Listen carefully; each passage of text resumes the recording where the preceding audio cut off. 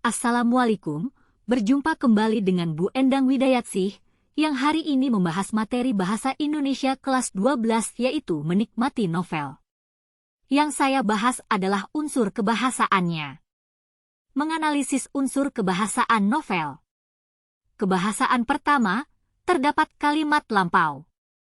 Kalimat bermakna lampau adalah sebuah kalimat yang di dalamnya menyatakan sebuah kejadian atau peristiwa yang sudah terjadi di masa lalu. Misalnya sejak 4 tahun lalu, dahulu, tadi pagi. Contoh. Ribuan hektar sawah yang mengelilingi desa Dukuh Paruk telah 7 bulan kerontang.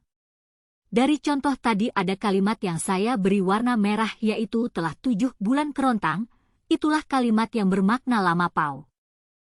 Kebahasaan kedua terdapat verbal material dan verbal mental. Verbal material merupakan kata kerja yang menunjukkan perilaku secara fisik.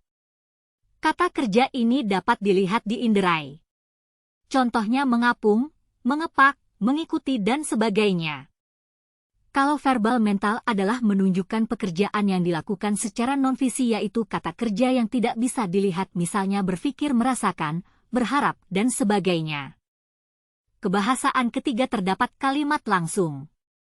Kalimat langsung adalah kalimat yang diucapkan langsung oleh narasumber. Kalimat langsung memiliki ciri menggunakan tanda petik dalam bahasa tulis. Bagian kutipan dapat berupa kalimat berita, kalimat perintah, dan kalimat tanya. Kata ganti orang pada bagian kalimat yang dikutip tetap. Contoh, percuma, hanya sebatang linggis dapat menembus tanah sekeras ini, ujar Warto.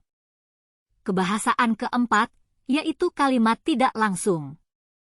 Kalimat tidak langsung adalah kalimat yang diungkapkan orang lain atau mengulang perkataan orang. Contoh. Warta mengatakan bahwa percuma, hanya sebatang linggis dapat menebus tenaga sekeras ini. Kebahasaan kelima yaitu terdapat konjungsi temporal. Konjungsi temporal adalah kata penghubung yang menyatakan urutan waktu. Yang termasuk konjungsi temporal, lalu, selanjutnya, sebelumnya, sesudah, sejak, semenjak, setelah itu, sampai, kemudian, hingga seiring, awalnya, akhirnya, dan banyak lagi. Contoh. Kemudian rasus, warta, dan dasun berpandangan. Kata kemudian yang saya beri warna kuning pada contoh itulah konjungsi temporal yang menyatakan urutan waktu. Keenam, kata sifat. Kata sifat adalah jenis kata yang digunakan untuk menjelaskan atau menerangkan sifat maupun keadaan dari suatu objek, nomina. Contoh.